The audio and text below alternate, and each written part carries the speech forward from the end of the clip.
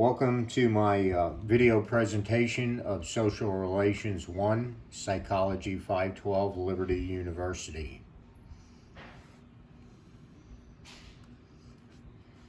The contents we're going to cover will be the reading summary, 5 summary points to include the need to belong, attractions, close relationships, helping others, equity theory, and conclusion.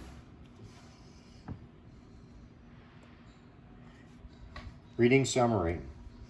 In review, last week's readings were seen as a logical progression of explaining and outlining social psychology, specifically in the sense of how the individual and groups operate within a social context or environment. This week arguably goes even deeper by looking at what one could describe as the mechanisms of how the individual and groups operate within their social context. It does so specifically in terms of interactions. The text, Social Psychology, looks at the interactions from the perspective of attractions, close relationships, as well as helping others. As part of this, the authors demonstrate a sequential process that starts with the needs to belong of the individual and group and directly ties them to the framework of attraction, which then sequentially transition to the close relationships.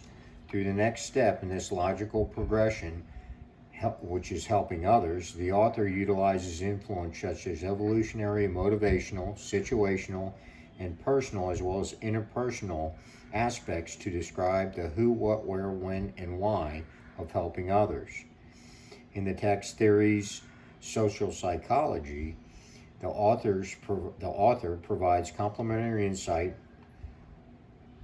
from points of view, specifically fairness, and how it is applied and evaluated in the context of a relationship. He does so by defining the attributes of which relationships are built on and demonstrates where fairness is positioned relative to these relationships. More to the point, he does so through equity theory, which is described as a subcategory of social exchange theories. Throughout the reading of the text, Chaidy relies heavily on the work of Homans, Adams, and Blau, in which he develops a mosaic of interactions which affords the reader the opportunity to see where and when key ingredients of equity theory, such as theoretical concepts, propositions, and relational aspects, intersect and demonstrate the application of the theory. Additionally, one could argue the results of this approach lend to a better understanding of Casson and Associates' work listed above, which in turn helps one to have a better understanding of the applicability of Chaidy's work, specifically equity theory. The purpose of this paper is to identify and summarize key aspects of this week's reading in both texts, more so to demonstrate the depth and scope of social psychology in general and its reach and influence specific to substantive issues within the development of social relations, to include attraction, close relationships, and helping others, as well as the evaluative effect of fairness. Based on this, 5 points have been identified as key to the treatment and summarization of the applicable readings, which are as follows: the need to belong, attractions, close relationship, helping others, as well as equity theory.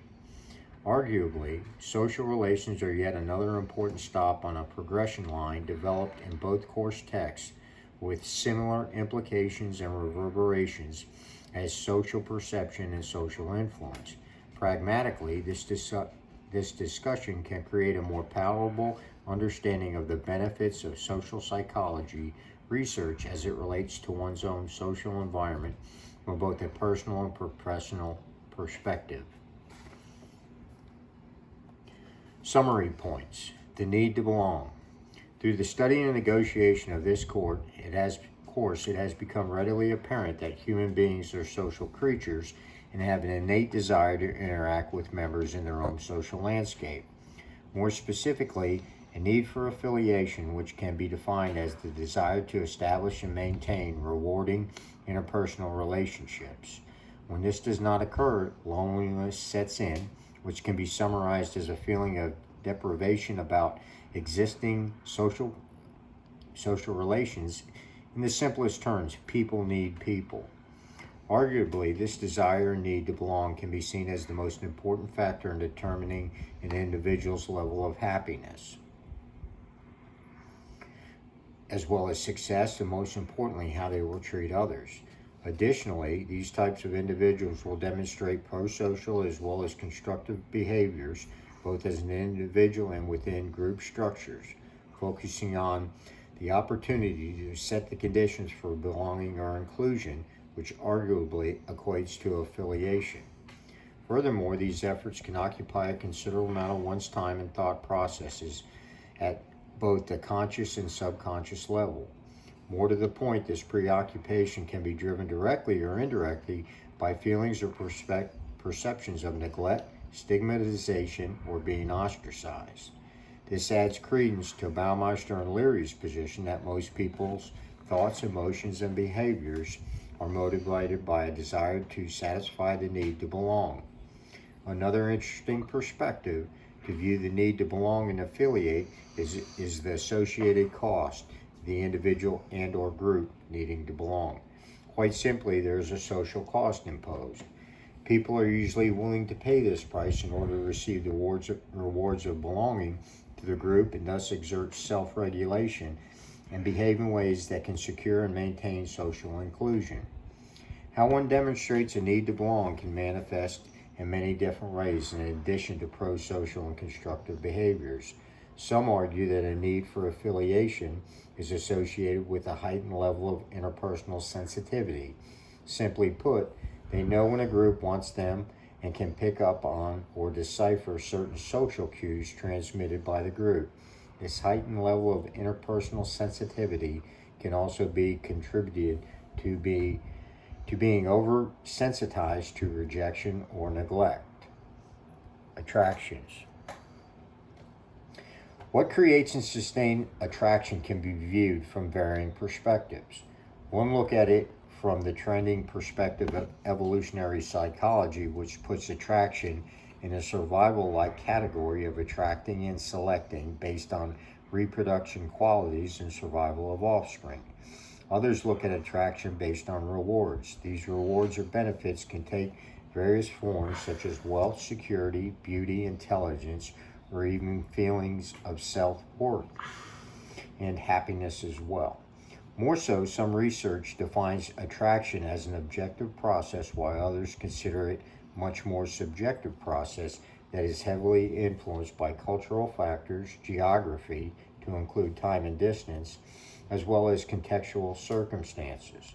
The most striking inference from the readings is simply there is no clear evidence that attraction can be codified into clearly identified cause and effect language. For instance, some researchers have found that people are more likely to meet and date others who live nearby and whom they encounter frequently, while other scholars believe there are passive and active stable factors that set the conditions for the attraction, irrespective of spatial circumstances. Close relationships. The significance and outcomes, both positive and negative, of close relationships is arguably one of the most important and consequential topics covered in this week's readings. In order to put this statement in proper context, a couple of facts must be discussed. First, Kassin and Associates found that through the work of Hammerslaw and Fries McMahon, that 73% said they would sacrifice most other goals before giving up a good relationship. Similar to the need to socialize and belong, humans have a very strong desire for close relationships, specifically intimate relationships. More so, this desire is founded on three salient points: a need for affection, a need for psychological satisfaction, and a need for meaningful interdependence. Understanding the importance and foundation of close relationships is much easier to digest than finding a consensus on correlations and causations. Arguably, similar to the challenges found in attraction, the same can be posited for close relationship. This difficulty can be contributed to the contextual and circumstantial factors related to the nature of close relationships. At times, from a research perspective, close relationships can almost be described as a confound, in the sense the selection process and relation continuum does not track like most relationships. For instance, one would assume that stable influence would appear to be strong in determining romantic outcomes. However, the inverse is found to the point stable influences on romantic outcomes will appear to be weak based on circumstances or contextual setting. The reason for this is traits change their meaning depending on the context of a partner's overall constellation of traits. In summation, correlations and causations are difficult to determine, based ironically on a variety of constantly changing factors such as partner traits, characteristics, and the changes in the contextual setting. Helping others. Determining who, what, where, when, and why humans help others can arguably come down to two simple positions. One is altruistic at its core, motivated by the desire to improve another's welfare.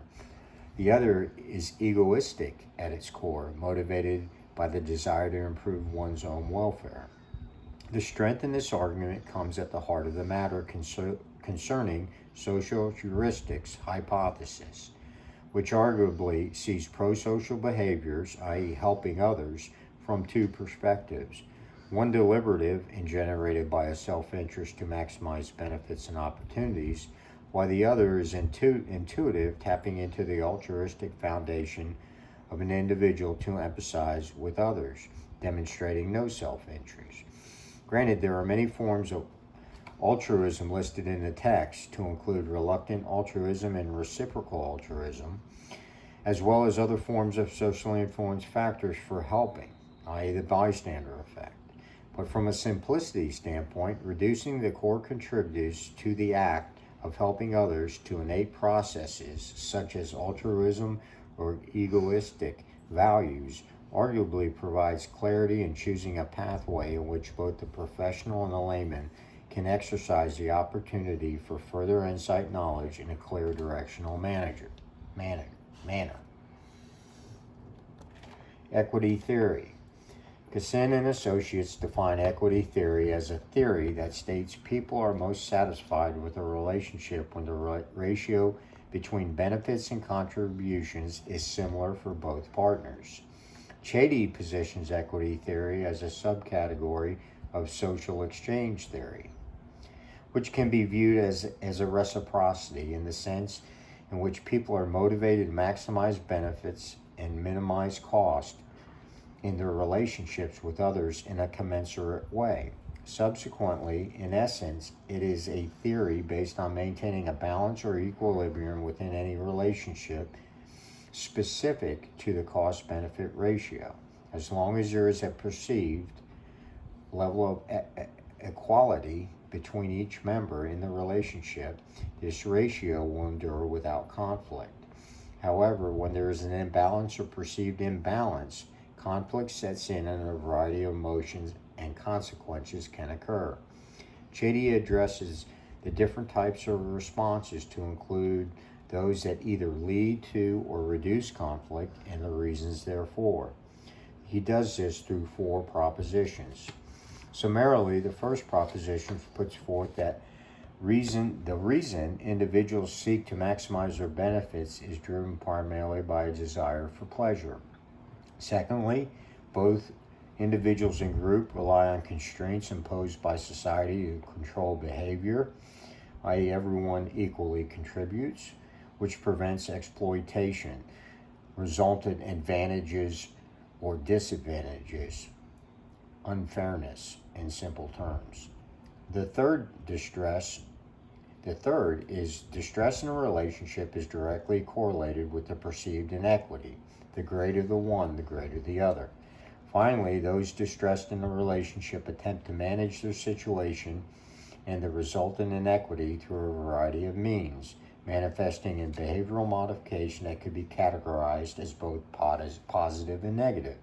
An example could be the use of cognitive dissonance that helps rationalize the inequity received as appropriate or retrospectively minimize their expectations, i.e., they got what they deserved.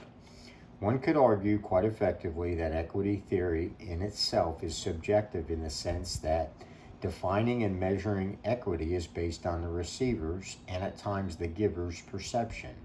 As part of this, the receiver may attempt to adjust the imbalance or inequity through relational comparisons or referential comparisons. Here, one could continue the argument of subjectivity in the sense that both relational and referential comparisons are subjective themselves. Consequently, this can be problematic when attempting to use the theory to guide and analyze relationships in any context. Even though the theory significantly addresses measuring and assessing inputs and outcomes as well as restoring actual equity as opposed to perceived equity, the theory can still fall short in a sense it doesn't take into account the intimacy or personal nature that may exist and, more importantly, may be more difficult to measure and assess.